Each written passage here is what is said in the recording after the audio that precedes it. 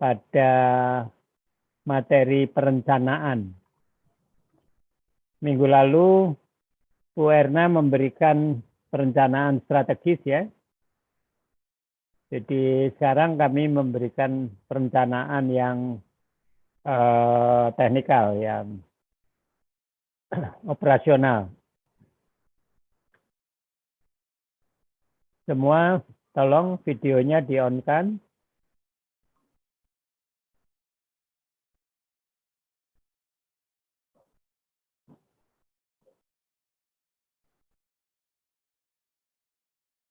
Bu Adele, silakan. Siapa itu?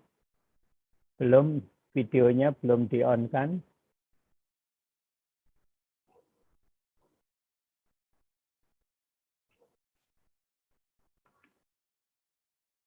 Baik, kita mulai ya. Assalamualaikum warahmatullahi wabarakatuh. Waalaikumsalam warahmatullahi wabarakatuh. Selamat siang, salam sejahtera untuk Bapak Ibu semua, salam sehat.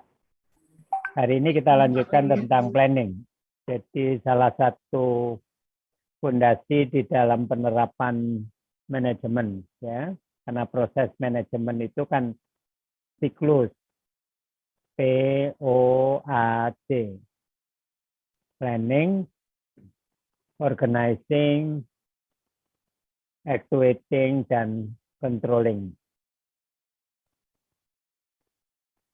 Jadi untuk sisa pertemuan kita akan fokus di siklus manajemen itu ya secara lebih detail. Hari ini planning, perencanaan. Kemudian berikutnya adalah organizing, pengorganisasian. Jadi saudara siap ya, banyak membaca. Setelah itu actuating, pelaksanaan program, penerapan program di sini termasuk directing ya, pembinaan, supervisi. Itu lingkup actuating, sedangkan controlling, monitoring, evaluasi, ya, feedback. Tolong banyak membaca karena ini lingkupnya sangat luas. Dan ingat, manajemen itu tidak sekedar sains tetapi art. Artinya bisa bervariasi. Ya, 2 tambah 2 tidak selalu 4 ya di dalam manajemen. Karena ada unsur art. Nah, seperti biasanya silakan kalau ada pertanyaan tentang materi yang sudah diperoleh selama ini, termasuk materi Bu Erna minggu lalu tentang strategic management atau strategic planning, atau apapun yang saudara ingin mendiskusikan secara lebih mendalam. Silakan. Pak Wid, saya izin bertanya. Silakan Bu Sally. Ya, Pak, ini di luar tentang planning sih Pak. Mau tanya Nggak yang masalah. Nggak masalah. kapan hari Bapak menjelaskan tentang struktur organisasi itu kan harus ada fungsi yang diklit itu ya Pak ya. Ya. Nah itu kalau di unit fungsi penelitian itu seperti apa ya Pak tugasnya? Jadi semua sudah pernah melihat toh undang-undang rumah sakit. Kalau belum, sekarang cepat di-download supaya semua paham. Undang-undang itu harus kita patuhi. Jadi tolong di-download Undang-Undang 44 tentang rumah sakit tahun 2009.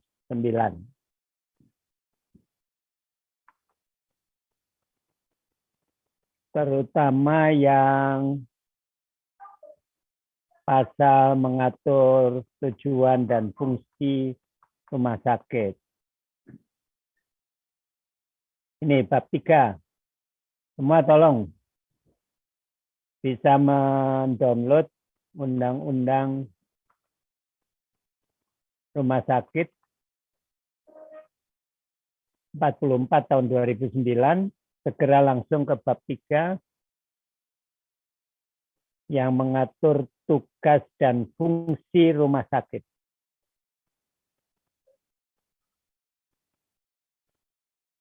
Ingat, sekarang banyak rumah sakit yang dipersoalkan secara hukum. Jangan sampai saudara nanti bekerja menangani rumah sakit, saudara dipersoalkan secara hukum karena tidak patuh pada kebijakan, tidak patuh pada peraturan perundang-undangan. Sudah ketemu semua ya? Jadi dilihat di pasal 4 itu memberikan pelayanan kesehatan perorangan secara paripurna. Hati-hati. Paripurna itu ya lengkap. One stop services. Paripurna itu. Jadi kalau saya ke rumah sakit Bapak Ibu, kemudian untuk keperluan lab, saya dikirim ke laboratorium di luar rumah sakit. Dan tiba-tiba saya mengalami kecelakaan lalu lintas. Saya bisa mempersoalkan rumah sakit Bapak Ibu. Tidak patuh pada undang-undang. Hati-hati. Ya. Ini undang-undang paling tinggi, peraturan yang paling tinggi.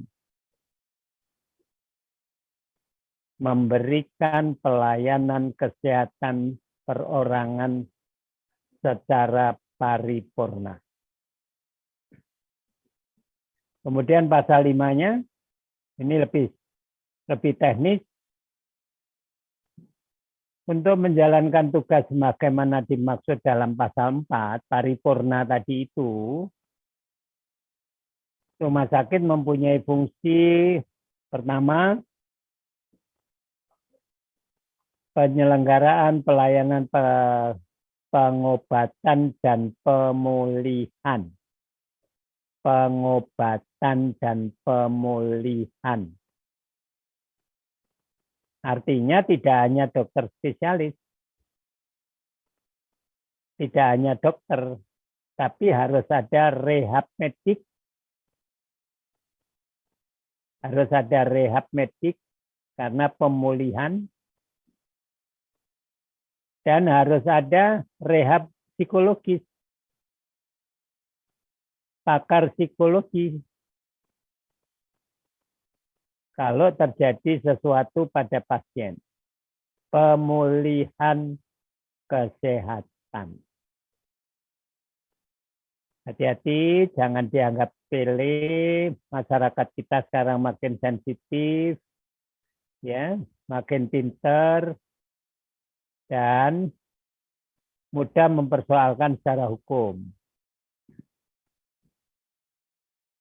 Pelayanan dan pemulihan kesehatan.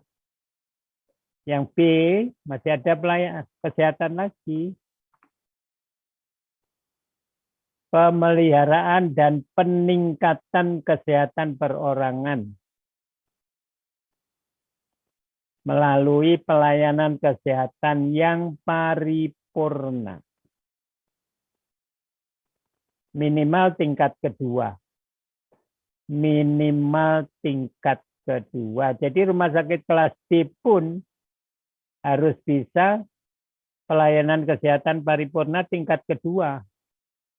Menurut undang-undang ini loh ya, hati-hati. Jadi Permenkes nomor 3 itu jangan dibaca mentah-mentah bahwa kelas rumah sakit itu hanya ditentukan oleh jumlah tempat tidur. Karena itu agak menyimpang dari undang-undang ini.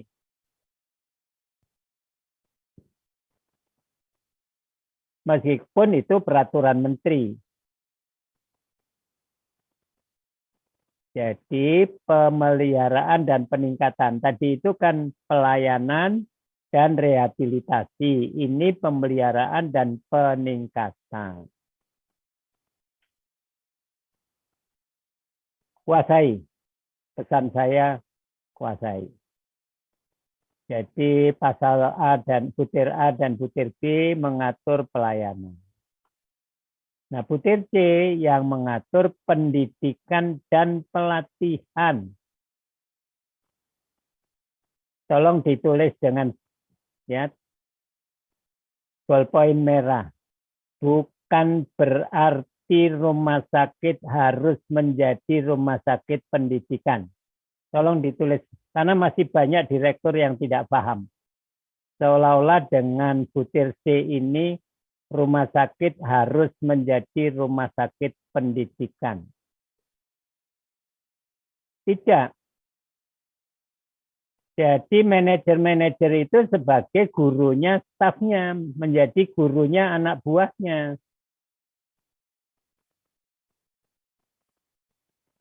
Diklat itu harus membuat program untuk staf rumah sakit.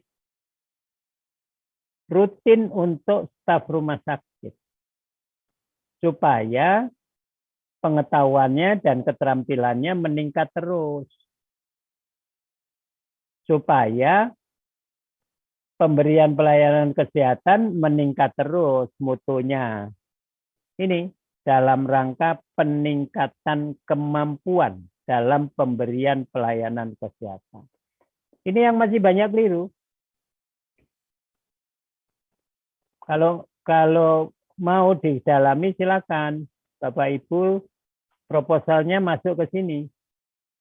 Berapa sih direksi yang paham tentang butir C ini? Ya. Itu saja bisa jadi tesis. Sampai seberapa pemahaman direksi tentang pasal 5 butir C. Dan kalaupun paham apa yang diprogramkan di dalam rumah sakitnya. Kalau paham apa target-targetnya dan bagaimana hasil evaluasinya.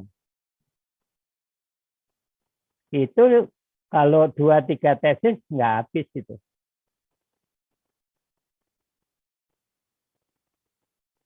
Ya.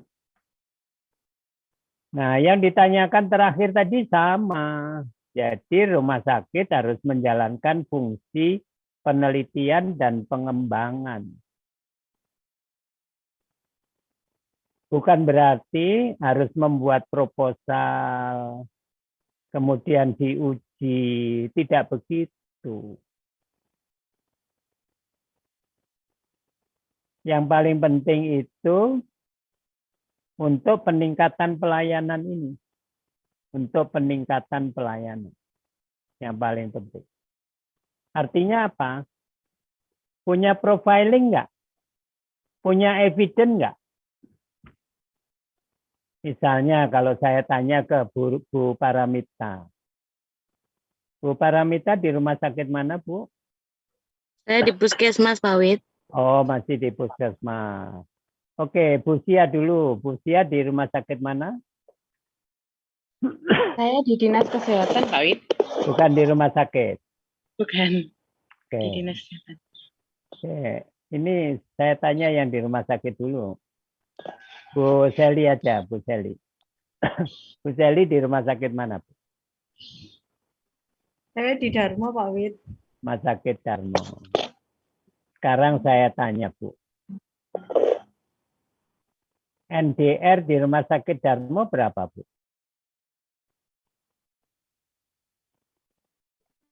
Net death rate, ya? Mohon maaf Pak Wid, jadi saya itu di Dharma masih magang, jadi belum tahu banyak tentang rumah sakitnya. Oke, sebetulnya tidak boleh begitu. Magang itu justru harus segera banyak belajar, ya. Pak Dodit di rumah sakit mana? Di Anwar Medika, Pak Wid. Anwar Medika. NDR di Anwar Medika berapa, Pak Dodit?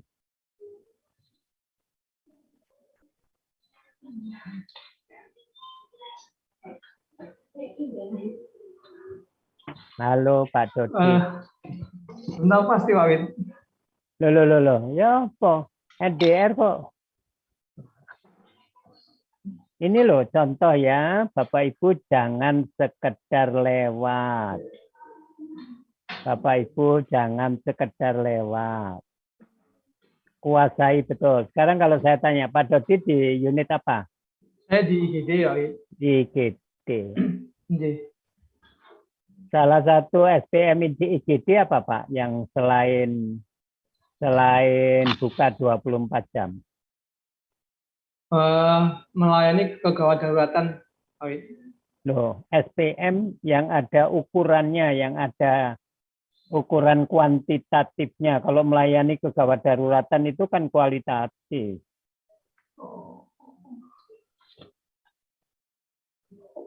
Ayo, Pak Dodi, di IGD kok nggak tahu SPM-nya IGD itu piye itu?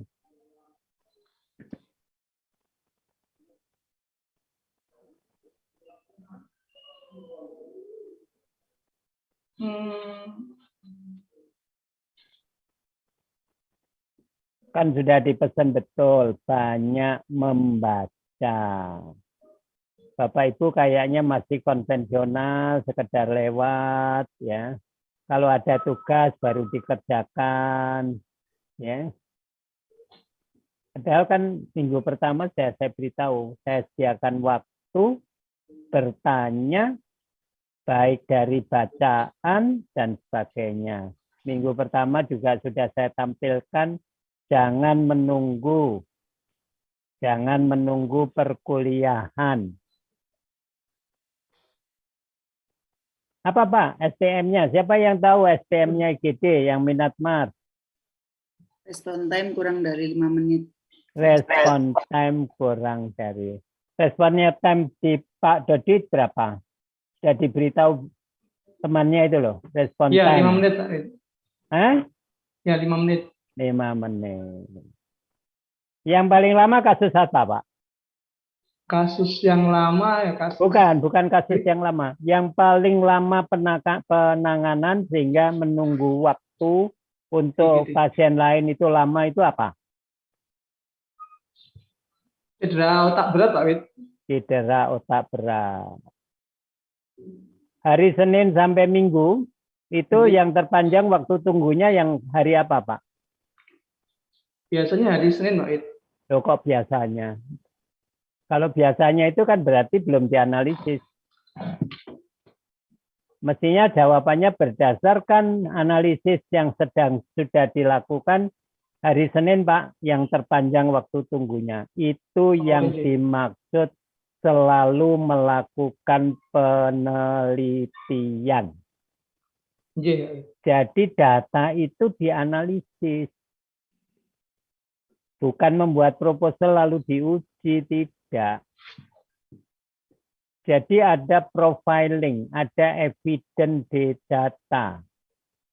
Sehingga kita bisa, oh kalau hari Senin kalau perlu menambah tenaga di IGD. Kalau saya direktur akan saya begitukan. Kalau seandainya hari Senin itu memang waktu tunggunya terpanjang. Itu Bu yang dimaksud dengan rumah sakit itu harus menyelenggarakan penelitian. Artinya membangun pattern, membangun profiling, membangun evidence-based data.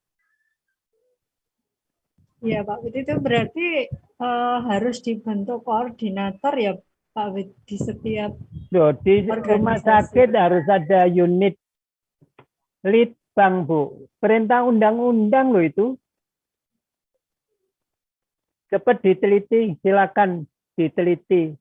Seluruh rumah sakit Surabaya ini yang sudah punya litbang berapa? Sudah tanya itu saja jadi tesis sudah. Ingatkan Pak Direktur, Bu Direktur. Anda melanggar undang-undang loh. Tidak punya litbang. Jelas-jelas fungsinya 4 itu loh. Jangan lupa.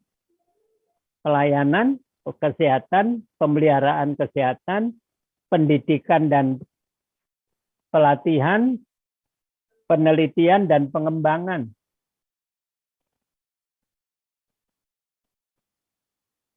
Hati-hati. Jangan sekedar lewat. Iya, Pak. Lihat Terima betul kasih. aturan. Yang lain, silakan. Masih ada pertanyaan? Pak Wid izin bertanya. Silakan, Bu. Terkait dengan tadi peraturan itu tadi rumah sakit pasal 5 butir C, itu untuk rumah sakit apa? Kalau undang-undang jangan disebut peraturan, Bu. Ibu harus menyebutnya berdasarkan undang-undang. Nggih. Nggih, Pak Wid. Silakan. Berdasarkan undang-undang tadi itu untuk rumah sakit, tetapi yang untuk puskesmas itu saya baca berdasarkan Permenkes 43 tahun 2009 di pasal 9 ayat 1 pun menyebutkan bahwa puskesmas sebagai wahana pendidikan bidang kesehatan. Yang ingin saya tanyakan, di poin tersebut artinya bahwa rumah sakit maupun puskesmas itu memang berkewajiban menyelenggarakan pendidikan untuk SDM-nya yang ada di intern puskesmas sendiri, serta rumah sakit maupun puskesmas juga sebagai wahana pendidikan bagi calon tenaga kesehatan yang masih di institusi pendidikan. Seperti itu nggih Pak Wid. Apabila mereka menolak dalam Iya, Bu, lanjutkan, silakan. Apabila mereka menolak dijadikan sebagai wahana seperti PKL, institusi pendidikan, seperti itu, institusi pendidikan itu bisa saja menuntut rumah sakit atau puskesmas. Seperti itu, nggih Pak Wid? Ya, sebetulnya bisa itu. Sebetulnya bisa. Ya. Tapi kalau sekedar itu kan prosesnya agak panjang dan menyita waktu. Tapi prinsipnya bisa. Karena di Permenkes kan disebutkan. Nah, cuman hati-hati kalau untuk rumah sakit yang penting, untuk puskesmas yang penting itu 2, Bu. Untuk internal, staf internal. Jadi kepala puskesmas itu harus sebagai sumber informasi, harus mendidik stafnya. Atau mempunyai timeline. Stafnya mau dikirim ikut pelatihan apa saja. Harus punya. Itu yang disebut puskesmas sebagai pusat pendidikan. Jadi kepala puskesmas, senior-senior harus memberi bekal transfer pengetahuan kepada stafnya, kepada juniornya. Dan terstruktur, ada jadwalnya, ada materinya, dan sebagainya. Yang kedua, jangan lupa ada penyuluhan kesehatan kan. Puskesmas kan ada kewajiban melakukan penyuluhan kesehatan kepada masyarakat. Itu bagian dari perintah Permenkes bahwa puskesmas sebagai unit pendidikan. Nah, mungkin yang lain harus sanggup dan bersedia menerima peserta didik untuk residensi, untuk magang, atau untuk PKL di puskesmas. Memang bisa saja, ya. Ya paling tidak, misalnya kalau tidak mau urusan terlalu panjang secara hukum, ditulis di medsos, ya puskesmas A, ya belum sanggup menerima mahasiswa atau peserta program pendidikan yang PKL atau magang. Nah, kalau saya kepala puskesmas ya malu kalau sampai ditayangkan seperti itu. Memang begitu, Bu. Memang begitu. Jadi kalau puskesmas harus keluar, ya health education harus keluar. Meskipun di dalam juga. Tapi kalau rumah sakit utamanya dalam dulu. Nah, kalau Sutomo, ada yang di Sutomo, Bapak Ibu? Siapa yang di Sutomo? Nggih, Pak Wid. Di Sutomo itu training centernya sangat besar sekarang. Dan menjadi sumber pendapatan yang cukup besar training centernya. Termasuk kalau di Jawa Tengah Karyadi ya, itu resmi sebagai training centernya ya jejaring dengan Kementerian Kesehatan. Sutomo sekarang mulai begitu. Dan Rumah Sakit Sidoarjo juga sedang berproses memperbesar training centernya untuk sebagai revenue center, sebagai pusat pendapatan. Nah, itulah orang-orang manajer-manajer yang betul-betul mempelajari undang-undang, mempelajari peraturan, mempelajari konsep bisnis. Ya, jangan rutinitas. Jangan rutinitas. Saya pernah menyampaikan kan, contoh, Bu Ririn pernah ke mall sekitar jam 10 pagi. Belum pernah, Pak. Oh, sayang ya. Ya, besok minggu sempatkan Bu Ririn ke mall sekitar jam 10 pagi. Iya, Pak. Ya, penting. Jarang itu. ke mall saya, Pak. Ya, itu loh. Ke mall bukan untuk jalan-jalan, untuk mencari pengetahuan yang seperti akan saya sampaikan ini. Itu penting. Iya, Pak. Jangan sekedar lewat. Pak Wagio pernah, Pak? Ke mall jam 10 pagi. Pernah. Ya, Pak. Oke. Apa yang Bapak lihat di toko-toko sebelum buka? Buka, ya masih tutup, Pak Wid. Loh, sebelum buka, sudah buka tapi belum menerima pembeli, apa yang dilakukan?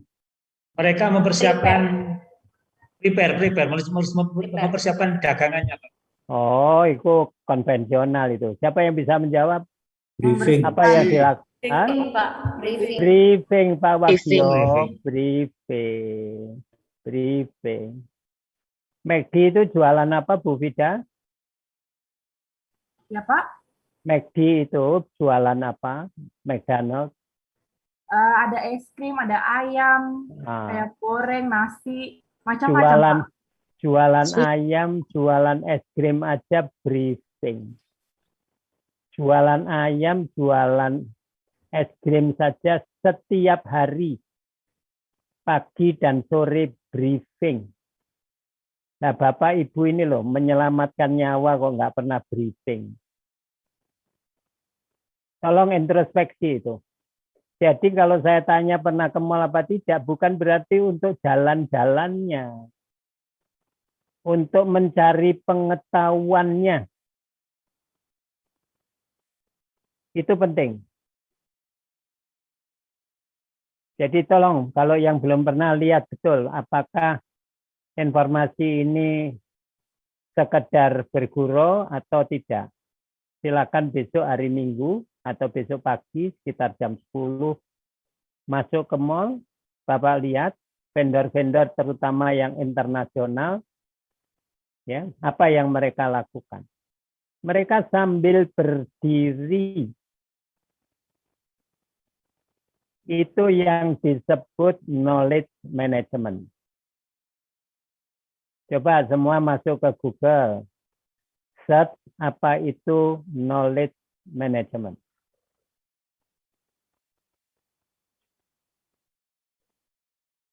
Semua masuk ke Google.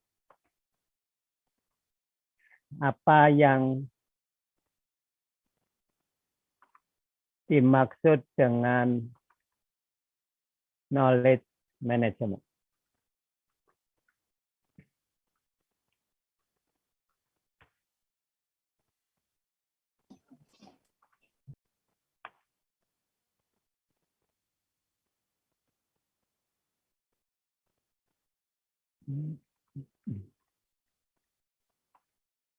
Bagaimana, sudah mendapatkan semua? Sudah. Ini mau saya share ya. Tolong Bapak Ibu konsentrasi di perkuliahan ya. Kalaupun ada sesuatu di rumah yang harus ditangani, kalau bisa diatur betul. Jangan mengganggu perkuliahan. Ini ya. Apa itu knowledge management? Penting sekali. Ya. Ini penting sekali. Ini ya, apa itu? Ya, pentingnya di mana? Apa keuntungannya? Banyak membaca. Banyak membaca. Dan ini ada 3, 4, 5 tesis yang menulis tentang knowledge management. Meskipun tidak ada perkuliahan khusus tentang knowledge management.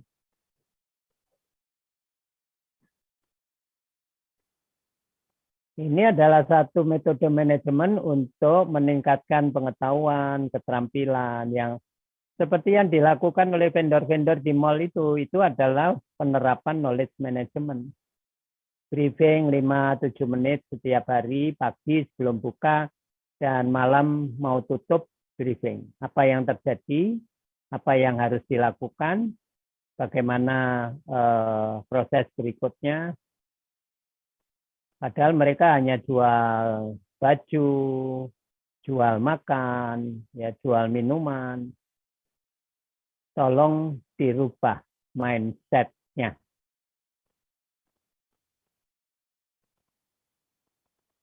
Satu lagi barangkali ada pertanyaan? Izin bertanya, Pak. Silakan Bu Desa. Terkait bagaimana kita menyusun Renstra maupun Renov, itu kan tools-nya banyak sekali ya Pak Wid. Kalau Renstra ada TUWS, DSC, atau Space Matrix. Kalau Renov ada Fishbone dan lain-lain. Itu kita untuk memilihnya itu bagaimana caranya Pak Wid? Mau memakai yang mana gitu? Terima kasih.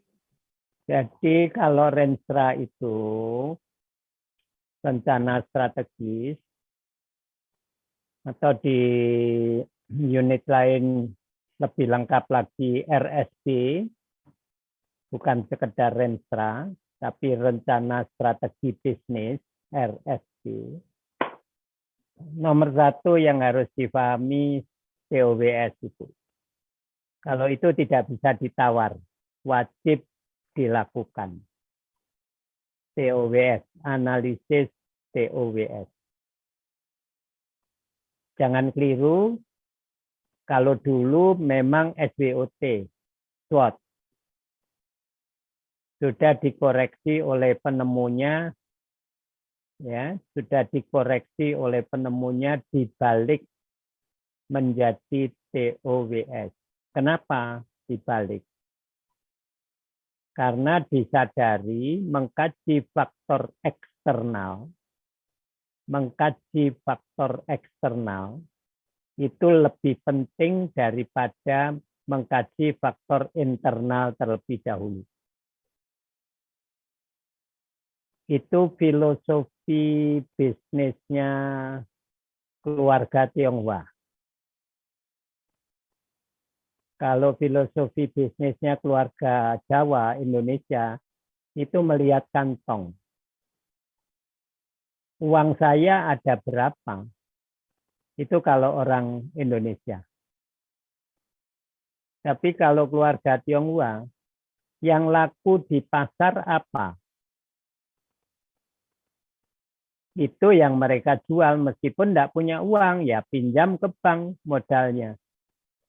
Tapi kalau orang Indonesia melihat kantong dulu, oh uang saya cuma 5 juta. Ya buka cepot lesehan aja di kaki 5. Jadi TOWS berubah dari SWOT itu salah satunya menerapkan kaidah itu. Kita harus lebih melihat ke market. Ada kesempatan atau tidak. Makanya TOWS. Itu yang wajib dilakukan. Harus dipahami. Yang kedua, kisi-kisinya, uraian kegiatan program itu harus menggunakan balance scorecard. BSC. Yang punya 4 perspektif itu. Keuangan, customer, proses bisnis internal, dan pembelajaran dan pertumbuhan.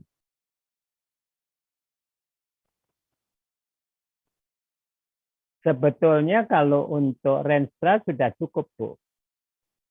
2 itu sudah cukup untuk merumuskan Renstra. Tidak perlu ada penambahan metode lagi yang lain. Kalaupun Ibu mau nambahkan, silakan. Tapi jangan lupa yang 2 ini wajib. Khusus. Nah, kalau di Renov, utamanya memang menyelesaikan masalah. Jadi kalau di rencana operasional seperti yang akan kita bahas hari ini, utamanya adalah menyelesaikan masalah. Makanya pada waktu Bapak Ibu yang Mas ya mungkin ya, atau semuanya nggak tahu, ikut kakak kelasnya seminar hasil problem solving cycle, itu sebuah contoh pentingnya mengkaji penyebab masalah untuk dikembangkan menjadi program. Jadi masalah itu kalau ingin diselesaikan, kita harus tahu penyebabnya, Bu. Nah, itu metodenya banyak. Bisa pakai fishbone. Ya. Bisa menggunakan FMEA. Dicari itu, apa itu fishbone, apa itu FMEA. Bisa menggunakan ya decision tree. Mencari akar masalah dengan decision tree. Dicari sendiri, Bu. Apa itu fishbone, apa itu FMEA, apa itu decision tree, ya. Nah, itu sangat penting di Renov, bukan di Renstra. Kalau itu pilihan. Kalau Bapak Ibu melakukan menyusun perencanaan operasional itu pilihan. Silahkan. Yang minat Mas pasti sudah ikut pada waktu kakak kelasnya laporan hasil ya problem solving cycle. Ya, mereka menggunakan beberapa metode. Gitu ya. Kita masuk ke materi dulu.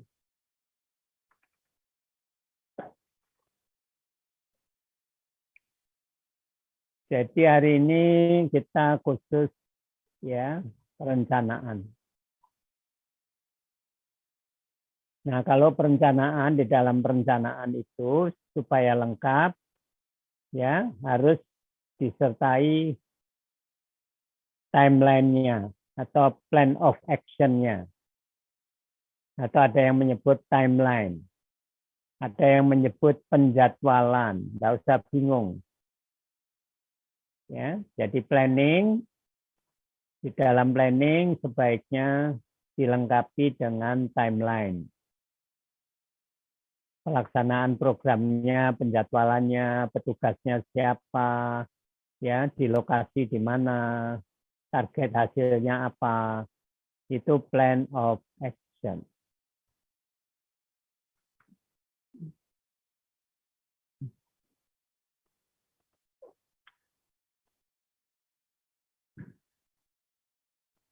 Kemudian sebenarnya yang sederhana kalau yang terkait dengan program rutin ya, setiap saat di organisasi jangan lupa ingat ini. Meskipun tadi saya menyebut POAG kan, tapi kalau disederhanakan 3 ini.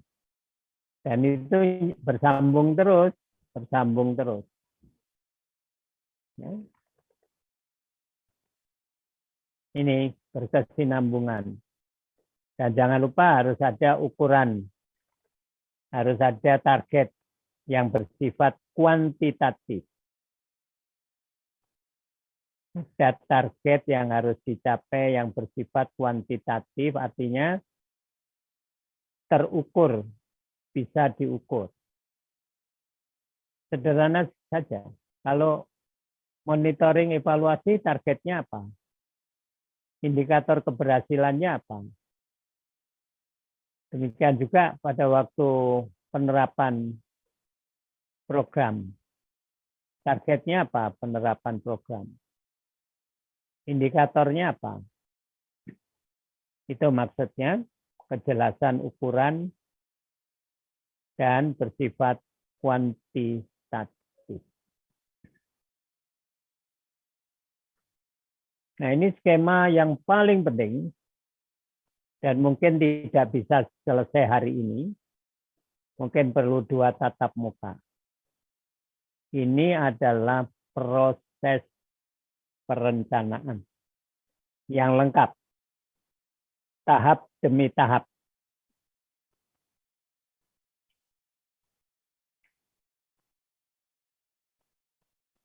Nah, plan of action itu di sini, hampir tahap terakhir tadi itu.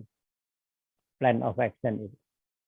Jadi ini semua perencanaan. Ini semua perencanaan. Di dalam perencanaan harus ada plan of action.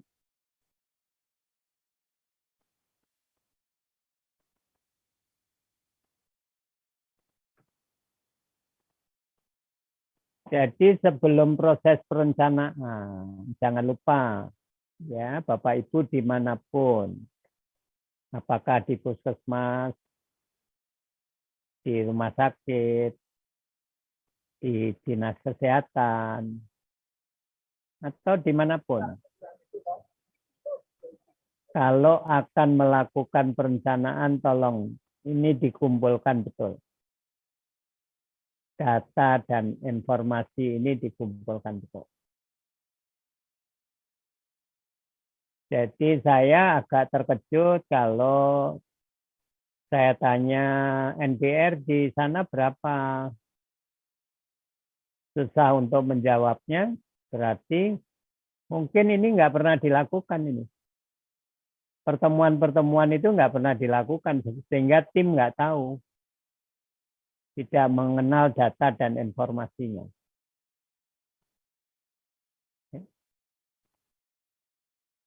Jadi jangan satu orang. Semua anggota unit kerja itu harus paham. Waktu tunggu di IGD berapa? Dead on arrival berapa? Dari kasus IGD yang ternyata visum berapa? Yang meninggal kurang dari 6 jam di IGD berapa? Harus itu setiap hari harus diketahui. Minimal oleh seluruh petugas IGD. Tapi direksi harus tahu, direksi. Kepala bidang yang membawa IGD harus paham. Nah, itu pun area penelitian. Betulkah kepala bidang paham SPM yang ada di IGD?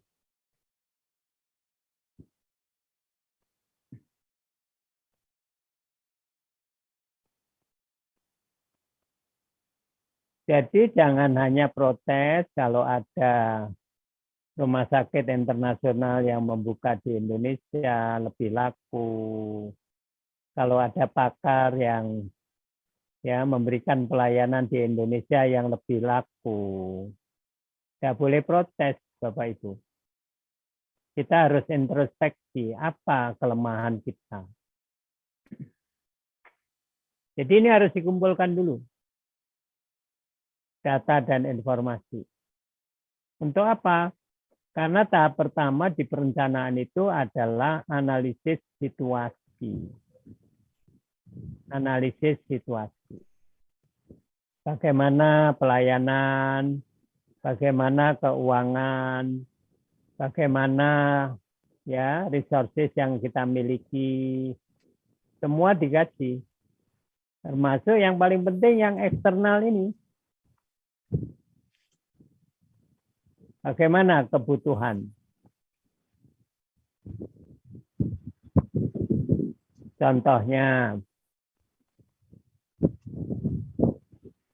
yang tadi tugas di IGD, mulailah pahami berapa persen pasien yang ke IGD itu non kegawat daruratan. Harus dipahami.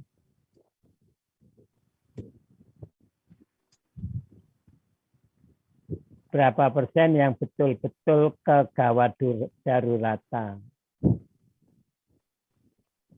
Jangan sampai ternyata setelah kita buka datanya yang betul-betul kegawat daruratan satu hari cuma 6. Berarti kebutuhan terhadap pelayanan IGD saudara masih sangat rendah.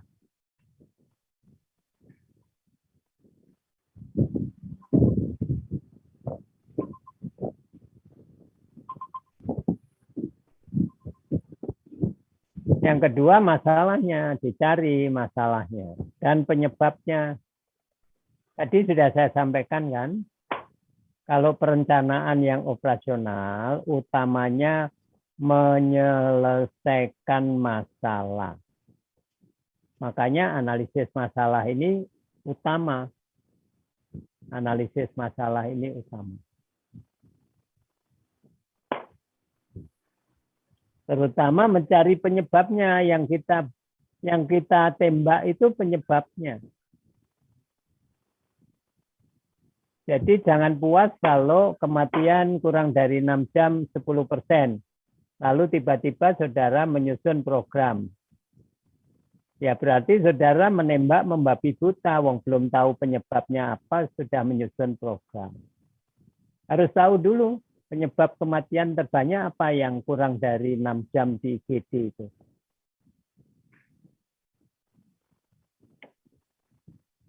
Nah, baru melihat internal. Ini tadi, hampir mirip seperti TOBS. Baru melihat internal.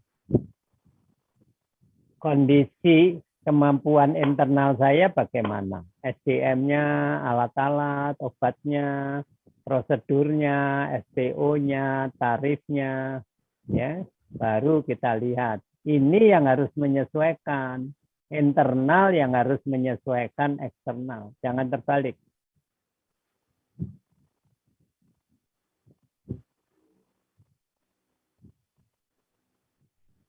Nah, metode alat bantu yang bisa dimanfaatkan minimal 3 ini. Alat bantu yang harus kita kuasai dan harus kita pergunakan supaya bisa menjawab ini semua. Nomor 1 Fishbone, ya.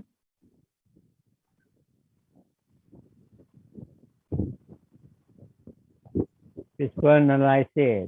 Kemudian Bloom, analisis Bloom.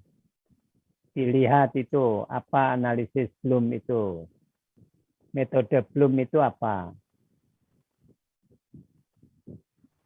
Kemudian ini sudah saya sampaikan tadi ya, untuk mencari penyebab, masalah, lebih cocok menggunakan analisis RCA, root cause analysis atau pohon masalah. Jangan Fishbone. Karena kalau Fishbone ini mengidentifikasi saja dari apa, dari material apa, dari metode apa yang menjadi masalah, dari manajemen apa, ya, dari environment apa, itu Fishbone. Tapi kalau pohon mencari penyebab, dan ini nggak mungkin selesai 1 hari.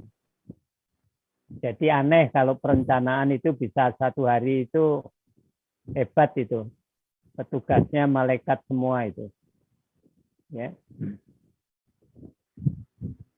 Ini saja Tidak mungkin bisa selesai 1 hari.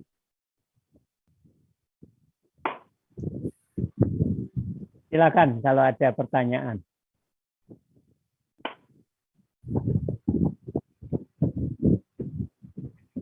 Izin, Pak Wid. Silakan, Pak.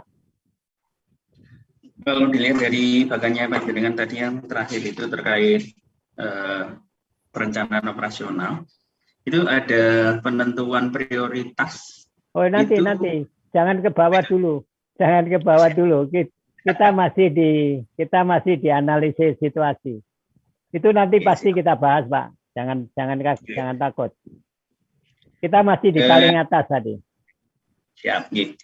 Terus keterkaitan antara ini, Pak Wid, rencana operasional sama rencana strategis itu, Pak Wid. Jadi yang sudah dibahas kemarin dari Bu Erna kemarin membahas terkait bagaimana kita menyusun satu rencana strategis kalau di government, di pemerintahan itu biasanya 5 tahunan dengan rencana strategis 5 tahun ke depan, gitu. Dengan menyesuaikan siklus manajemen. Nah, siklus manajemen yang ada di pemerintahan itu sebenarnya ada sendiri. Keterkaitan itu dengan siklus manajemen yang jenengan sampaikan tadi, Pak Wid, itu bagaimana keterkaitannya, Pak Wid? Jadi siklus manajemen itu yang gambar lingkaran tadi, Pak, itu bisa-bisa bukan 1 tahun, loh, Pak. Bisa-bisa 2 bulan, atau malah kalau organisasi yang sangat sensitif itu 1 bulan dia perencanaan, pelaksanaan, langsung evaluasi. Kemudian ada perubahan nggak? Perlu ada perubahan, diperencanakan lagi gitu. Jadi bukan 1 tahun hanya 1 siklus, bukan begitu Pak Dodi, ya Pak Dendi. Jadi sebetulnya tidak ada hubungannya dengan ya kebijakan, prosedur yang diterapkan oleh pemerintah daerah ataupun pemerintah pusat. Jadi itu betul-betul tidak usah tergantung di luar-luar, ya sudah Bapak bekerja di mana Pak Dandi? Di Dinas Kesehatan, Pak Wid. Ya sudah, di bagian apa? Di bagian Kesmas. Nah sudah, Bapak tidak usah menunggu ada program khusus untuk yang terkait dengan timeline atau penjadwalan yang ada di pemerintah daerah. Bapak sebagai bagian dari bidang Kesmas, setelah menyusun perencanaan segera diterapkan dan langsung juga selalu dievaluasi, begitu Pak. Langsung dievaluasi, kalau perlu yang lemah apa, yang kurang apa, segera disempurnakan. Itu maksudnya. Ya. Ya, berarti dalam kerangka acuan bagaimana itu operasional berarti ya Pak Wid ya? Maksudnya operasional. Ya, makanya saya sebut perencanaan operasional. Nah, hubungannya dengan Renstra, Bapak ada Renstranya Dinkes nggak Pak? Kalau ada tolong ditampilkan Pak. Kalau kebetulan membawa. Cuman saya pegang. Mohon maaf. Atau teman yang lain, kalau punya contoh Renstra, kita bisa sebagai kasus bagaimana hubungan Renop itu dengan Renstra. Karena Renop itu harus operasionalisasi dari Renstra.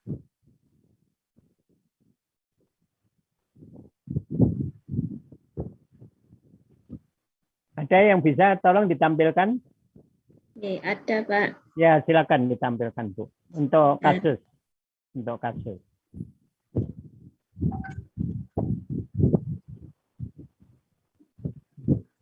Saya share screen, nggih. Boleh. Ya, Bu. Monggo.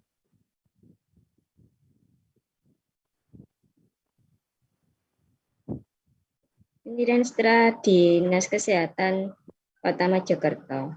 Langsung ke visi misi saja, Bu.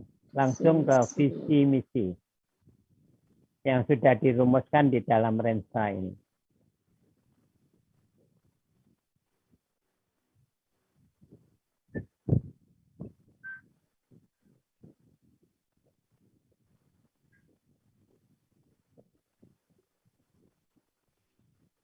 Kayaknya kelewat Bu ya, atau enggak? Lewat. Belum.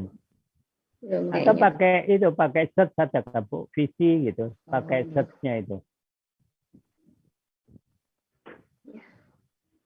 Visi.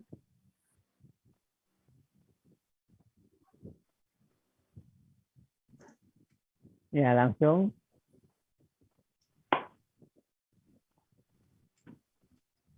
Nah, itu visi. Ya. Dibesarkan Bu, dibesarkan. Yang kanan ditutup itu apa itu? Yang kanan itu mengganggu. Kanan. Kanan. Nah, itu. Yang kanan lagi. Kanan lagi yang ada. Nah, itu ditutup aja.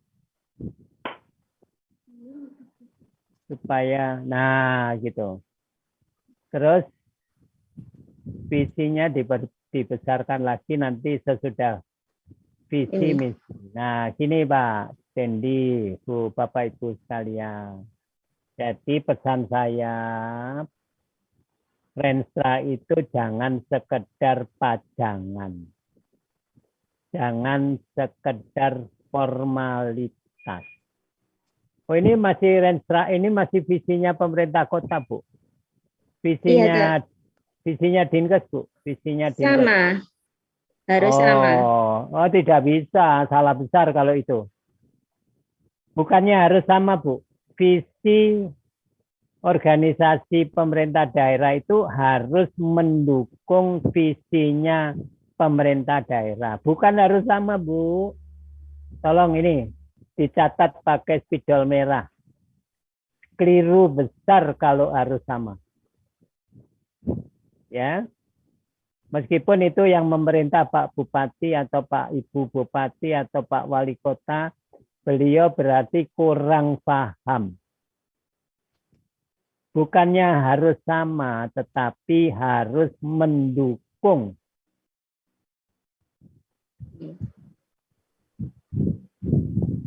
Nah, sekarang kalau sama, Bapak Ibu saya tanya sekarang ya, contohnya kenapa saya kritik keras.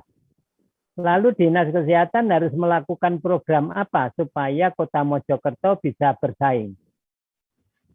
Kalau saya tanya, programnya Dinas Kesehatan itu apa supaya Kota Mojokerto berdaya saing? Salah satunya dengan akreditasi. Jadi peningkatan. Loh, itu akreditasi itu kan untuk Dinkesnya. Kota Mojokerto berdaya saing, itu yang saya tanya. Kota Mojokertonya loh, Bu, bukan Dinas Kesehatannya. Iya. Apa programnya?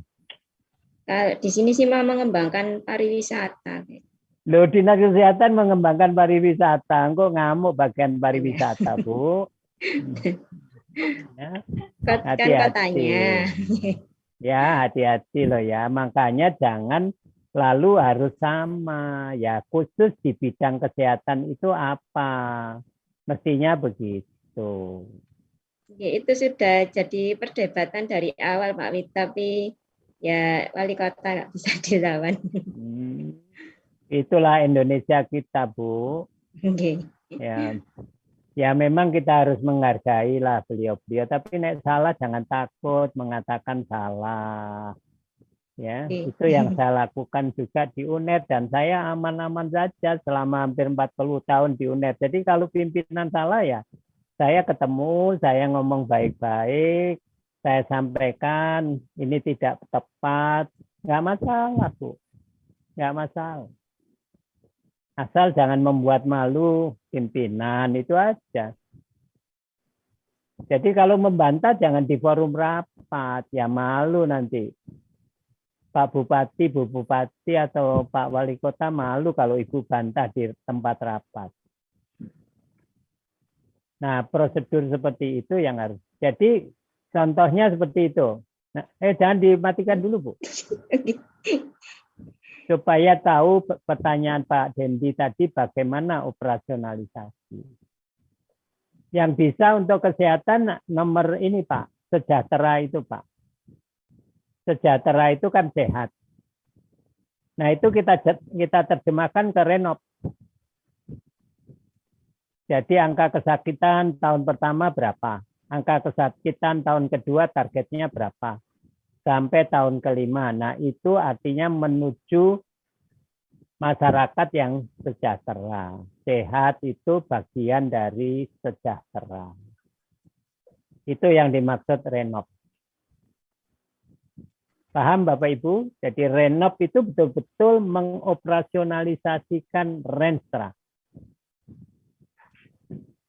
Jangan sekedar formalitas membuat Renstra, disimpan di almari, nanti 5 tahun lagi masih bersih, ya belum pernah dipegang, lalu membuat yang baru 5 tahun lagi, tidak begitu.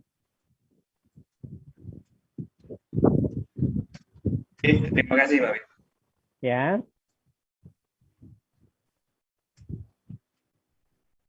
Jadi ini agak sulit. Alat ukurnya terutama yang berdaya saing itu indikator ukurannya apa? Kalau sejahtera masih bisa. Tapi kalau berdaya saing itu terus ukurannya apa? Tadi kan perencanaan itu harus berkesinambungan.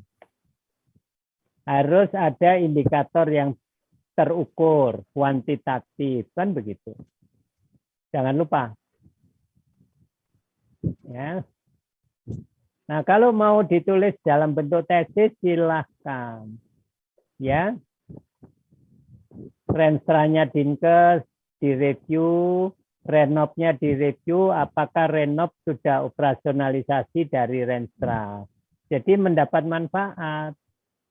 Dinas Kesehatannya mendapat manfaat, Bapak mendapat ijazah. Jadi jangan bingung cari masalahnya apa ya Pak Wid untuk tesis. Oh banyak sekali. Ya, bangun tidur besok pagi sudah masalah toh itu di Dinkes, di rumah sakit, di puskesmas. Ya. Baik, saya lanjutkan. Ya tolong dibaca sendiri ya yang tadi yang belum, kemudian fishbone, pohon benar. Lihat. Cintanya Dokter Wid. Silakan Bu. Untuk situasi masalah tadi atau masalah tadi Dokter Wid, misalnya kita menemukan beberapa masalah, apakah nanti juga harus dilakukan RCA satu persatu atau akan dikelompokkan menjadi sebuah dikelompok-kelompokkan begitu? Terima kasih. Tidak Bu. Jadi masing-masing harus dicari penyebabnya. Jadi misalnya di tempatnya Ibu, tingkat pemeriksaan ulangnya tinggi. Itu masalah itu. Tingkat pemeriksaan ulang labnya tinggi. Itu masalah.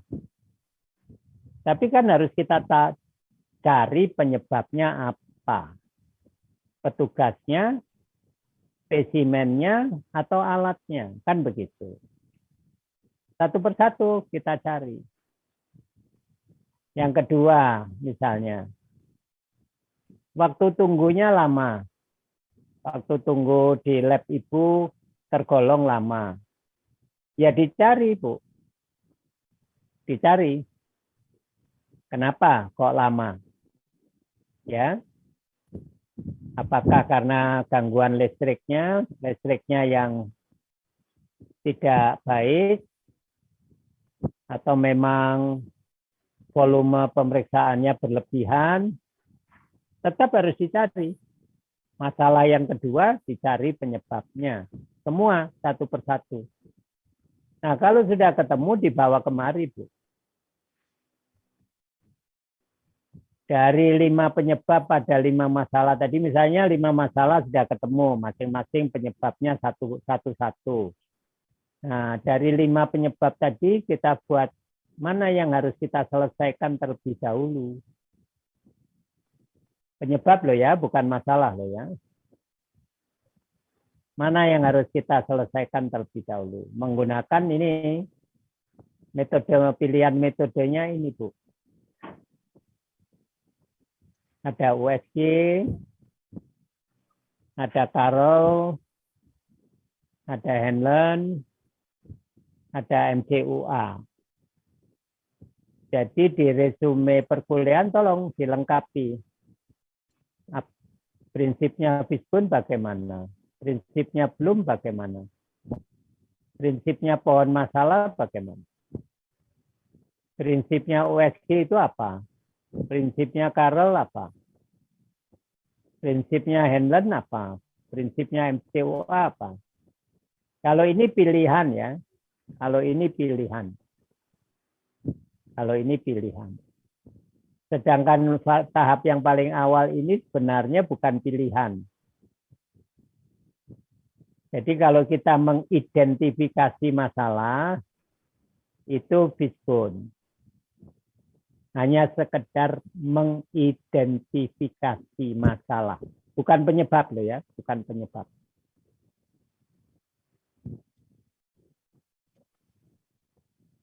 Nah, belum untuk mengkategorisasikan.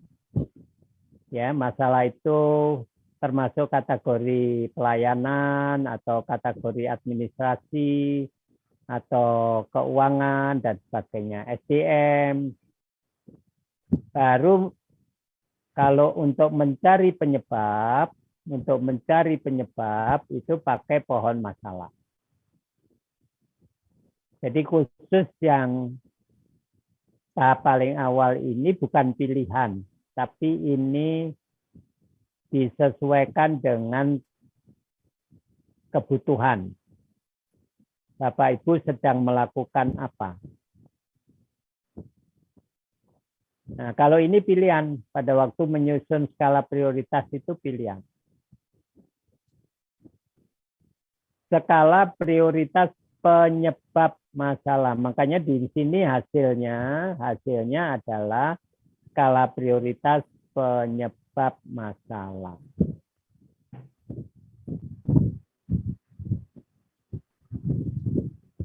Ya. Jadi yang kita susun skala prioritas penyebab masalah. Nah, kalau penyebab nomor 1 selesai, harus diteruskan untuk menyelesaikan penyebab nomor 2. Demikian seterusnya, penyebab nomor 2 terselesaikan, penyebab nomor 3 itu yang siklus yang lingkaran tadi. Siklus yang ini tadi, yang ini ya mungkin 1 bulan sudah selesai, ya kita ganti menyelesaikan penyebab yang kedua. Penyebab yang kedua 2 bulan selesai, kita bergerak ke penyebab yang ketiga. Masalah yang ketiga dengan penyebab yang ketiga itu. Makanya waktu ditanya, ini tidak ada hubungannya dengan time frame yang ada di pemerintahan.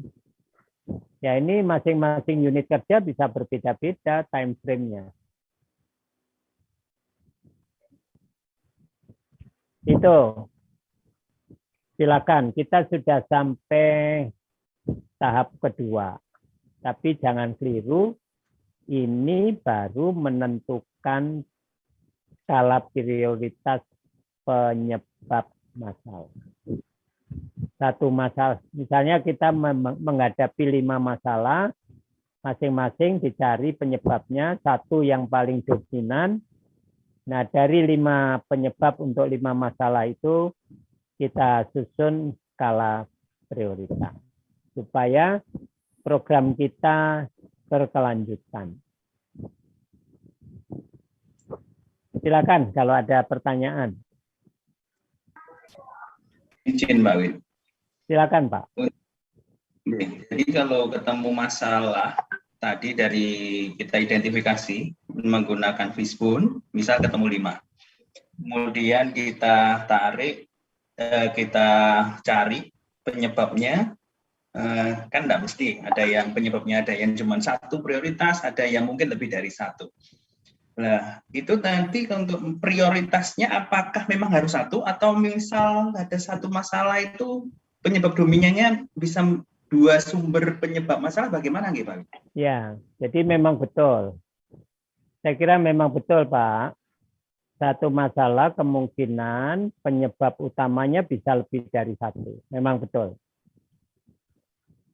Tetapi untuk penyederhanaan proses, terutama yang benar-benar di unit kerja, sebaiknya tetap dipilih salah satu yang betul-betul paling dominan, Pak. Jadi masalah B misalnya. Masalah A penyebabnya 1, masalah B penyebabnya 3, penyebab utamanya 3. Untuk kepentingan teknis operasional, rekomendasi saya sebaiknya tetap ditentukan satu yang paling dominan, Pak. Begitu. Nah, nanti kalau ini memang dijalankan, ternyata penyebab 1 sudah selesai, sudah terselesaikan, tapi masalahnya belum, baru kita bergeser ke penyebab dominan yang nomor 2. Begitu Pak Dendi. Ya. Siap. Dan itu udah terus-menerus, makanya ingat, tugas utama manajer itu nomor 1 mengambil keputusan. Ya, tolong jangan lupa itu. Yang nomor 2 menyelesaikan masalah. Jadi kalau Bapak Ibu menyampaikan ke saya, oh nggak ada masalah kok Pak Wid, di tempat saya aman-aman, omong kosong. Ya. Kalau sampai Bapak Ibu mengatakan informasi, oh nggak ada masalah Pak Wid, di tempat saya aman, lancar, omong kosong. Kalau seperti itu nggak perlu manajer. Kalau seperti itu nggak perlu manajer. Ya paling sederhana misalnya, ini contoh saja. Kalau Bapak Ibu mengatakan itu ke saya, besok saya tak main-main ya ke Pak Dendi ya ke kantor ya. Tak saya lihat kursinya kok berantakan, buku-bukunya kok berantakan. Nah itulah masalah Pak Dendi. Ya, jadi setiap hari pasti ada masalah. Makanya perlu manajer.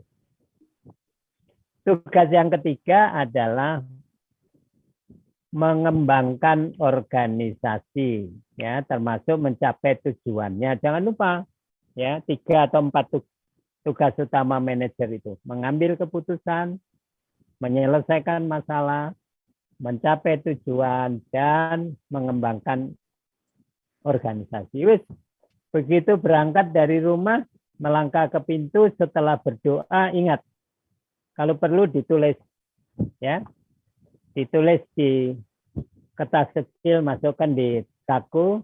Tiap saat mau berangkat, oh tugas saya mengambil keputusan, menyelesaikan masalah, ya, mencapai tujuan organisasi dan mengembangkan organisasi.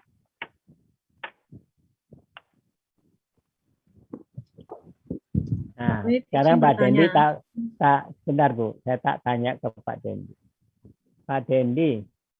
Pak Dendi di kota mana? Dari Jember, Pak Wid. Dinas kesehatannya punya berapa puskesmas, Pak? Ada 50. 50. 5 tahun terakhir tambah puskesmasnya berapa, Pak? Kalau ditarik 5 tahun, 1. Tadinya 49, nambah 1. Nah, kalau saya Pak Bupati, tak panggil kepala dinas. Tugasmu mengembangkan organisasi loh ya. Mosok 5 tahun cuma tambah 1 puskesmas. Itu contohnya Pak Dendi, ya. Paham ya? Oke. Silakan, siapa tadi yang mau bertanya tadi? Iya Pak Wid, izin bertanya. Silakan Bu Nila. Kalau semisal Pak Wid itu tadi yang dijadikan prioritas, diprioritaskan adalah penyebabnya. Tapi kalau masalah kan nggak mungkin masalah itu cuma 1 ya Pak Wid ya. Betul. Jadi masalah kan biasanya ada banyak. Iya. Apakah boleh kita tentukan prioritas masalahnya dulu? Bisa. Jadi langkah itu bisa. Atau langkah yang saya sebutkan juga bisa. Terutama kalau penyebab ini ternyata juga berperan kepada lebih dari 1 masalah. Bu. Paham ya, Bu Nelly? Jadi di sini kita boleh skala prioritas masalah, baru dilanjutkan ke skala prioritas penyebab masalah. Tapi sebenarnya bisa juga diselesaikan di sini prioritas masalah itu. Ya, diselesaikan di sini. Terutama tadi kalau ada penyebab yang ternyata dia memberikan kontribusi kepada lebih dari satu masalah. Maka itu kalau saya itulah yang diambil nanti sebagai prioritas utama untuk diprogramkan penyelesaiannya. Begitu Bu Nelly. Oke, Pak Wid, terima kasih. Yang lain silakan. Izin tanya Pak Wid. Ya Pak, ya Bu, silakan. Yang kembali ke masalah struktur organisasi tadi Pak Wid, seumpama di unit tersebut cuma satu orang, berarti ketiga fungsi itu dijalankan oleh satu orang tersebut gitu? Iya, tapi sebaiknya supaya memberi pembelajaran kepada tim yang baik, rumah sakit itu nomor 1 ada YAN, ya, ada pelayanan, ada pelayanan. Nah, supaya paripurna ada JANG, penunjang, laboratorium, radiologi, dan sebagainya. Rehab medik tadi itu. Ada JANG, gizi, supaya paripurna. Psikologi. Kemudian ada DIK, harus ada DIK, Bu. Harus ada DIK. Sebaiknya DIK jangan dicampur dengan lead. Jangan DIK-lead. Ya DIK sendiri, lead sendiri. Karena itu dua fungsi yang agak berbeda. Ya. Perkara 2 unit itu dipegang satu orang karena masih kecil, nggak masalah. Tapi ini jangan dijadikan satu. Supaya secara hukum tidak salah. Bu. Bahwa Ibu sudah memperhatikan fungsi ketiga yaitu diklat, pendidikan dan latihan. Dan Ibu sudah memperhatikan fungsi yang keempat yaitu litbang, penelitian dan pengembangan. Dan penelitian dan pengembangan bisa saja supaya efisien ya diletakkan di renbang, di perencanaan dan pengembangan. Di bawah perencanaan dan pengembangan ada lead begitu, ada lead. Karena hasil penelitian itu untuk pengembangan Ibu. Boleh saja satu orang, tapi unitnya jangan. Unitnya jangan. Supaya itu juga mendorong pimpinan, pemilik rumah sakit sadar segera mencari figur staf yang bisa menangani dua yang berbeda ini, menangani pendidikan sendiri, menangani penelitian sendiri. Itu maksudnya, Bu. Ya. Boleh satu lagi, Pak Wid? Oh, boleh, 2 juga nggak apa-apa, 3 malah seneng aku. Untuk masalah SPM, Pak Wid, kalau rumah sakit swasta tuh apa juga harus pakai SPM yang di itu Pak Wid, punya Emenkes yang 129 nih, Pak? Loh, wajib Bu, SPM itu nanti akan dinilai pada waktu akreditasi Bu, jangan lupa. Jadi rumah sakit swasta kan juga harus terakreditasi. Cuman saya pesan untuk semua ya, termasuk Bapak Ibu yang ada di Dinkes. Jadi kalau menyusun SPM, jangan mitu. Jangan mitu. Misalnya, waktu tunggu IGD kurang dari 5 menit. Boleh nggak kalau target saya di tahun 2022, saya tulis, saya sebagai kepala instalasi IGD, target waktu tunggu IGD saya paling lama adalah 8 menit. Boleh nggak? Nggak boleh, Pak Wid. Tidak boleh, Pak Wid. Siapa yang bilang? Ada tulisan tidak boleh? itu bukan minimalnya tuh Pak Wid. Itu panduan. Nah, kalau saya di tahun 2021, waktu tunggu saya 15 menit, apa ya bisa waktu tunggu saya kurang dari 5 menit untuk tahun 2022? Makna itu jangan lupa. Jadi jangan sekedar formalitas copy paste, me too, pokoknya saya tulis kurang dari 5 menit. Perkara nanti hasilnya 20 menit ya nggak apa-apa. Nggak boleh begitu. Tidak boleh begitu. Realitasnya tahun ini berapa? Lalu mau diperbaiki untuk tahun depan berapa? Itu yang lebih normatif. Jadi kalau tahun ini masih 15 menit, ya mungkin tahun depan 10 menit. Kalau 10 menit sudah tercapai, baru tahun depannya 5 menit. Kalau 5 menit sudah tercapai, baru tahun berikutnya kurang dari 5 menit. Begitu Bu, cara berpikirnya. Itu yang disebut menyelesaikan masalah, mencapai tujuan, dan mengembangkan organisasi. Nggak usah takut, Bu. Ya.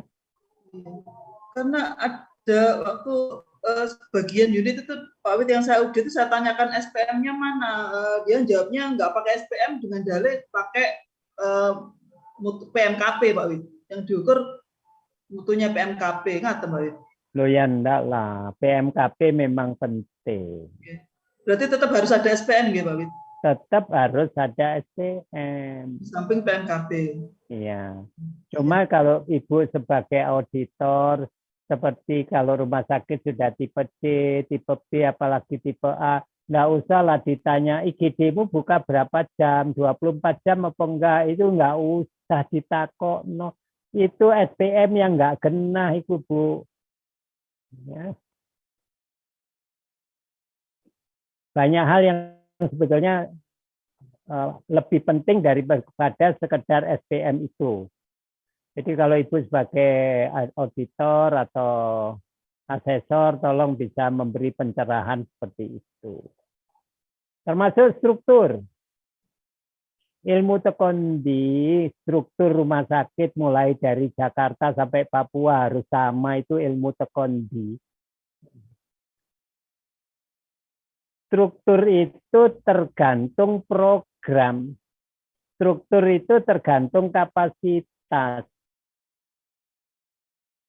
Menjadi aneh kalau rumah sakit pemerintah dipaksa harus sama, kalau kelas B harus sama, meskipun di Ponorogo maupun di Jakarta. Tapi kalau swasta boleh berbeda-beda, itu kan menjadi aneh. Ibu kalau sebagai auditor atau asesor harus berani menyampaikan itu ke tim. Nggak benar itu. Nggak benar. Di mana-mana internasional itu struktur itu tergantung pada kegiatan. Struktur itu kendaraan. Tergantung kegiatan. Misalnya Pak Zaki, kalau mau berkebun, Pak Zaki punya kebun. Kendaraan yang Bapak pakai apa, Pak? Pada saat berkebun, Pak? Iya, kalau mau berkebun dan pas saat di kebun itu kendaraan yang Bapak pakai apa? Kalau berkebun biasanya sawah gitu. Bersawah juga traktor kayak gitu, Pak? Ya boleh lah, tapi kalau kendaraan roda 4 untuk ke arah kebun, Bapak pakai apa? Kok bingung? Oh, ya apa ini? Mobil, Pak? Iya boleh mobil. Ya mobil lah, mobil. Apa? Jeep. Jeep. Kalau Bapak saya undang di acara hajatan saya, Bapak pakai apa kendaraannya, Pak? Mercy, Pak. Nah, itu loh Bu. Itu Bu Endang, tolong jangan lupa. Kendaraan itu tergantung pada aktivitas dan tujuan. struktur organisasi itu tergantung aktivitas dan beban pekerjaan organisasi itu. Makanya hati-hati loh ya. Sekarang banyak ya lembaga akreditasi yang bukan KARS.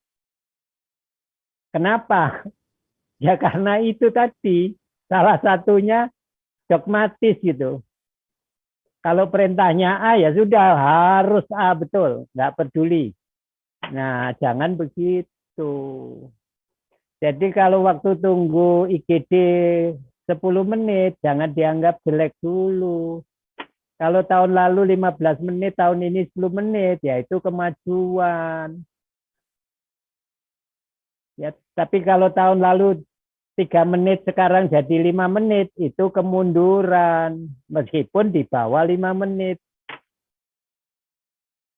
Nah, pola-pola itu yang harus panjenengan sosialisasikan kepada tim. Jangan dogmatis. Ya, termasuk kalau memeriksa BLUD Puskesmas loh ya, hati-hati. Kalau harus mengaudit BLUD Puskesmas.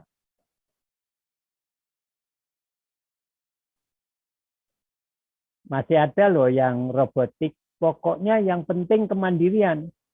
Puskesmasmu tingkat kemandiriannya berapa? Hati-hati, kalau saya Bu, Puskesmas itu lebih penting UKM-nya daripada UKP-nya. Jadi kalau UKM-nya istimewa, meskipun kemandiriannya agak rendah, ya nilainya kalau saya beri yang sangat baik. Nah, model-model seperti itu loh, ya saya titipkan betul. Oke, kita lanjutkan. Tahap berikutnya yaitu implementasi untuk menyusun atau untuk menentukan alternatif. Jadi maksudnya itu kan begini, Bapak Ibu. Satu penyebab itu mungkin bisa diselesaikan dengan lebih dari satu cara. Ya, lebih dari satu cara. Misalnya penyebab utamanya rendahnya kepatuhan petugas. Kepatuhan terhadap peraturan, kepatuhan terhadap SOP, kepatuhan terhadap formularium. Mungkin penyelesaiannya kan bisa saja tidak hanya satu program. Nah, itu yang dimaksud. Kita harus bisa membuat list. Ya, apa saja yang bisa dilakukan.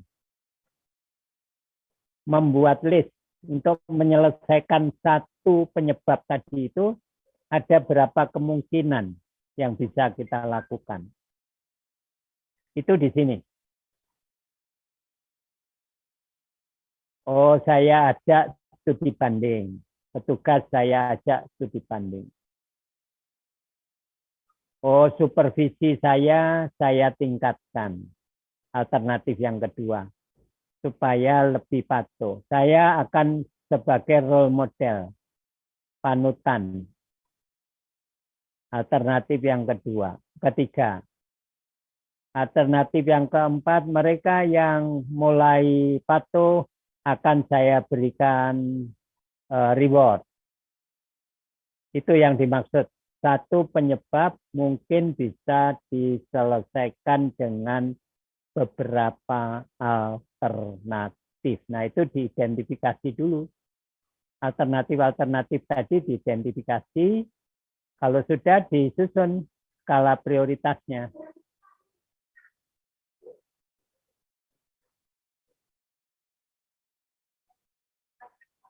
Nah, ini metode alat bantu yang bisa dipilih. Bisa dipilih. Termasuk USG dan Karol juga bisa masuk di sini. Ya, FMEA juga bisa masuk di sini. FMEA. Segera dilihat apa itu FMEA, apa itu Hanlen, apa itu FCUA. Ya, kalau ini juga bisa dipilih. Ya, bukan wajib. Silakan, yang penting menghasilkan alternatif. Menghasilkan alternatif untuk menyelesaikan satu penyebab masalah. Nah, dari alternatif yang sudah teridentifikasi tadi, disusun skala prioritasnya. Itu tahap ketiga dari proses perencanaan operasional. Atau sering disingkat kalau di pemerintahan RENOP, rencana atau perencanaan operasional. Bapak Ibu bisa melihat, ini saja apa mungkin selesai satu hari. Jadi sangat istimewa kalau dari nomor 1 sampai dengan nomor 5 ini bisa selesai dalam 2 hari itu, ya, itu super hebat itu yang penyusunnya. Sampai dengan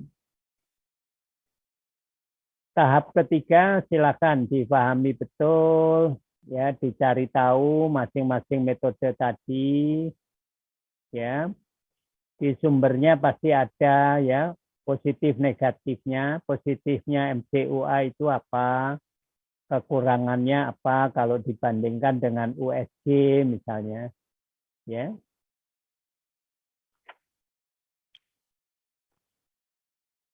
Silakan kalau ada pertanyaan. Izin bertanya Pak Wid. Ya Bu, silakan Bu Dewina. Ya. Melanjutkan pertanyaan Bu Endang tadi yang tentang struktur organisasi yang diklit. Kalau misalnya tadi kan dipegang oleh satu orang karena kekurangan orang. Nah, apakah di struktur organisasi yang diklitnya juga tetap dipecah menjadi 3 bagian koordinator ya Pak Wid? Dan apakah Jadi agak beda Bu.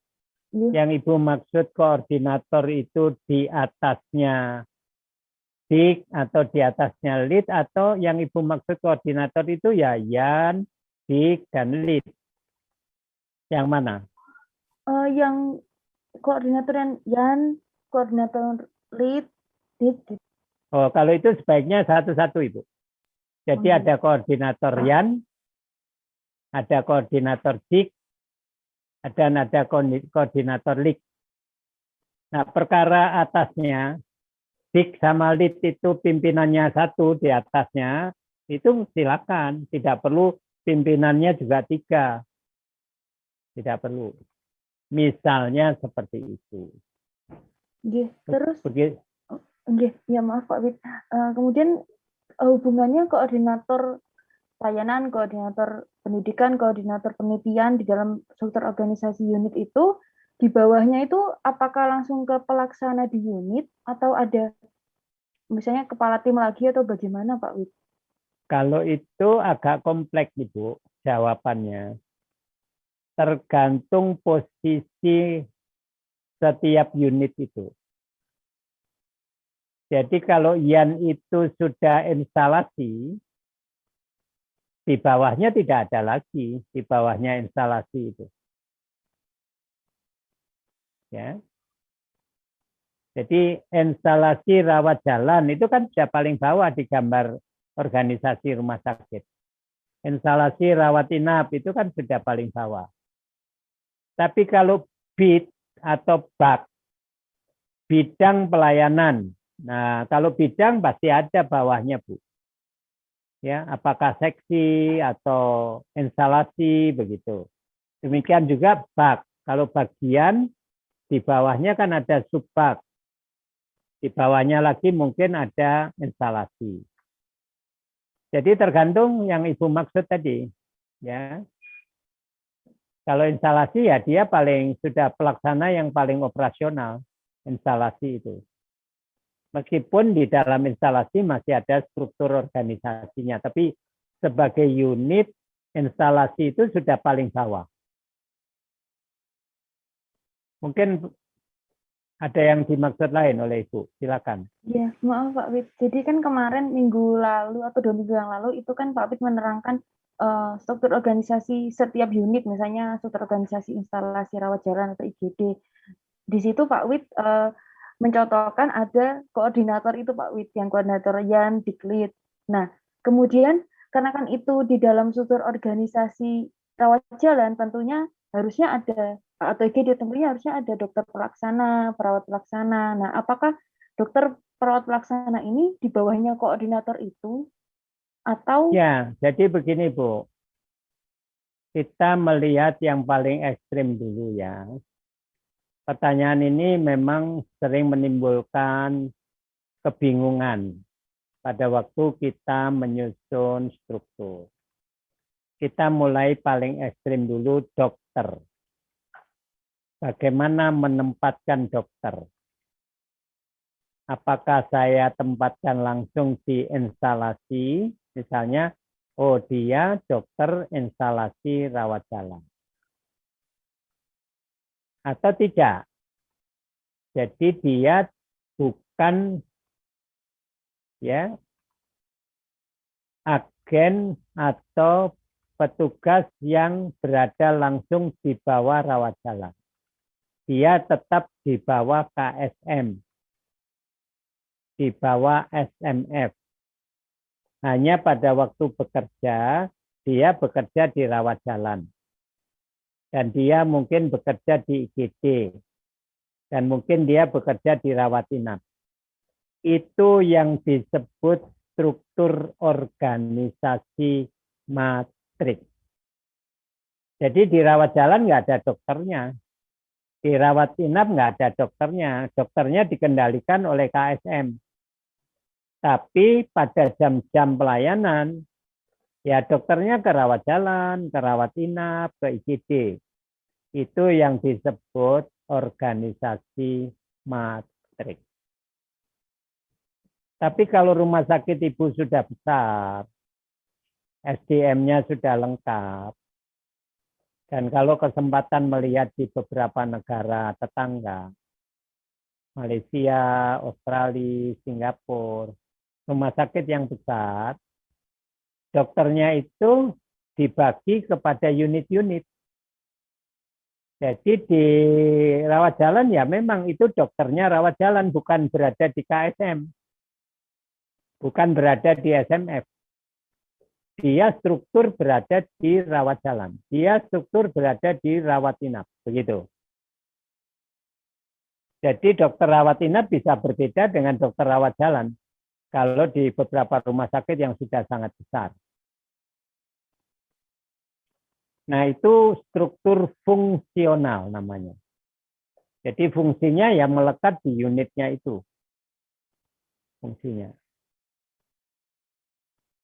Nah, kalau saya dokter spesialis, padahal kepala instalasi saya bukan dokter, ya nggak boleh protes.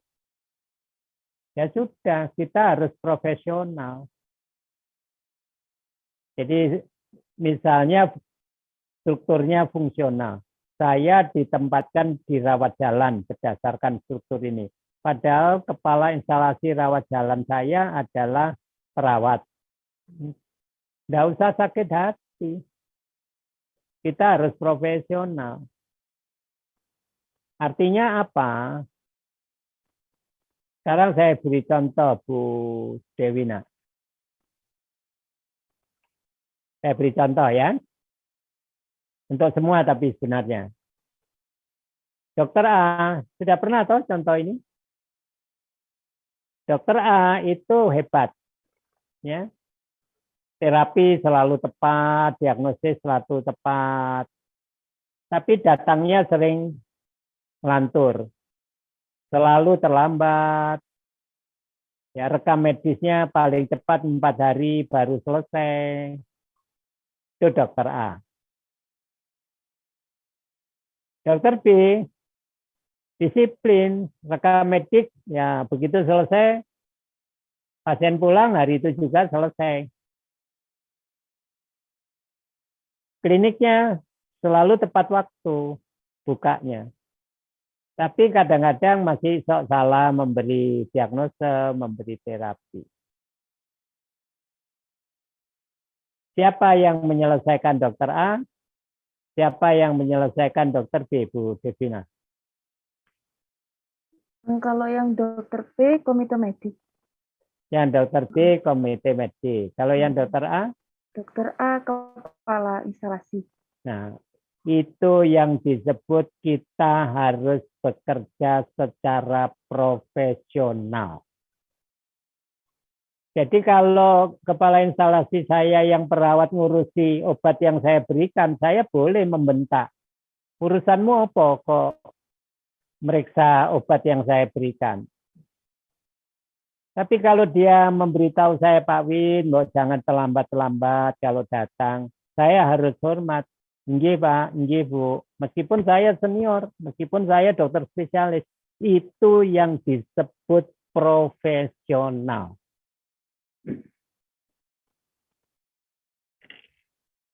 Begitu, Bu Devina. Iya, terima kasih Pak Wid. Maaf Pak Wid, sama satu lagi nggak apa-apa Ibu itu. Iya, silakan. Tentang tadi kan kalau yang SPM itu kan ada perundang-undangannya. Nah, apakah kalau alur pelayanan itu ada? Karena saya kan kemarin tuh mencoba membaca pedoman alur pelayanan dari Kemenkes, cuman itu sebelum pandemi. Nah, kok setelah pandemi ini saya mencari kok belum ada. Bagaimana ya Pak Wid? Yang Ibu maksud alur pelayanan yang pedoman dari Permenkes, Ibu bisa tampilkan kira-kira? Waduh, di laptop saya yang satunya Pak Wid, saya. Ya, maksudnya apa? Judulnya apa, Bu? Judul Permenkesnya itu apa? Kok saya belum pernah tahu. Bukan Permenkes sih Pak Wid, tapi pedoman. Bukan Permenkes, tapi pedoman dari Kemenkes. Tulisannya itu pedoman teknis sarana prasarana rumah sakit. Tapi di dalam itu juga mengatur alur.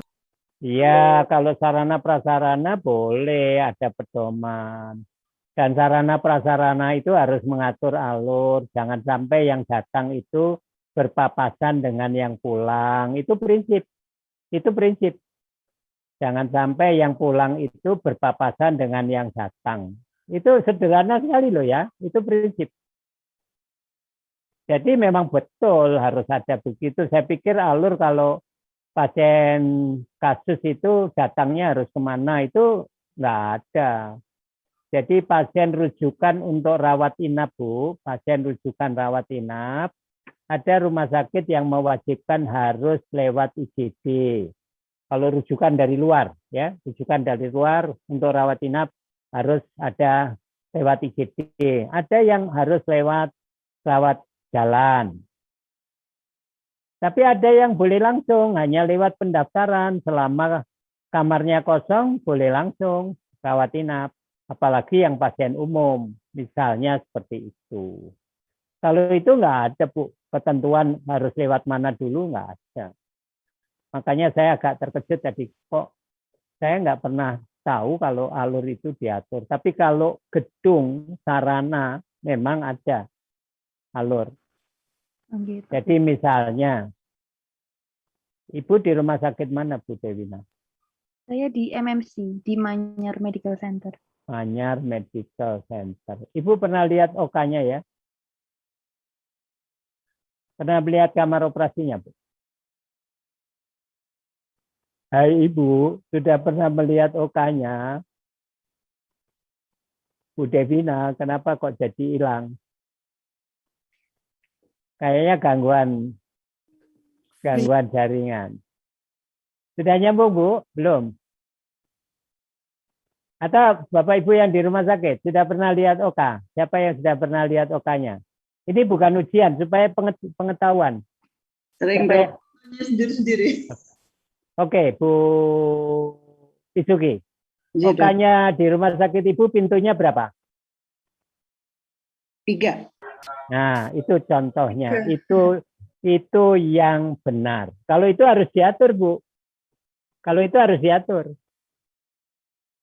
Yang benar itu pintunya 3, bukan 2 loh. Malah kadang-kadang hanya yang ada 1. Ya, tolong pahami betul itu semua. Ya. Tapi kalau alur kedatangan pasien harus kemana dulu, harus ke lab dulu atau radiologi dulu, enggak. Itu kebijakan setempat, kebijakan rumah sakit. Gitu ya, Ibu semua nanti jam kedua kan ada kuliah toh? Bagian. Dokter mau izin tanya satu lagi, Dok. Begini, supaya fair, yang akan ada kuliah silakan kalau lift terlebih dahulu supaya karena sekarang sudah pukul 3 kurang 10, enggak apa-apa. Saya memberi kesempatan Bu Isuki untuk bertanya, tapi kalau mau lift atau kalau mau tinggal silakan. Silakan, Bu. Iya, terima kasih, Dokter. Dokter, yang terkait tadi dokter A dan dokter B itu kalau misalnya dokter ya, tapi kalau di laboratorium itu kan ada ATLM dan ada dokter, Dok. Kalau ATLM itu melakukan seperti dokter A dan satunya melakukan seperti dokter B, apakah itu semua tugas instalasi dan juga komite Komnakes lain ataukah semua kal instalasi? Terima kasih. Kalau sudah ada komite, ini tolong dicatat betul, Bu. Kalau sudah ada komite, hal-hal yang bersifat kekhususan bidang kerjanya itu sebaiknya diserahkan kepada komite, Bu. Tetapi dalam hal administratif operasional, seperti jam kedatangan kalau diundang rapat, ya jam kehadiran, kemudian penyelesaian pekerjaan, itu tugasnya pejabat struktural untuk memberikan pengarahan. Kalau sudah ada komite, tapi kalau belum ada komite, dua-duanya tugas struktural itu. Kalau belum ada komite. Jadi pastikan kalau sudah ada komite, serahkan saja ke komite yang sesuai. Mengenai keterampilannya, mengenai kedisiplinannya, dan sebagainya. Tapi kalau dalam hal teknis, operasional, administratif, ya tugasnya instalasi, kepala instalasi. Jangan ragu-ragu. Saya kira demikian Bapak Ibu sekalian, karena sudah pukul 3, kita lanjutkan pertemuan minggu depan untuk 3 tahap terakhir. Tapi tolong dibaca betul masing-masing metode. Nah, kalau kurang paham nanti sama seperti biasanya saya sediakan waktu untuk diskusi. Saya kira begitu. Ya, jaga kesehatan semuanya. Assalamualaikum. Waalaikumsalam. Terima kasih, Dokter. Sama-sama. Terima kasih, Pak Wid. Oke.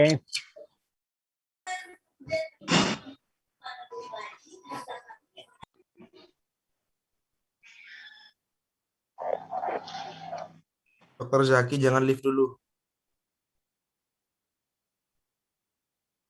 Lanjut, ya.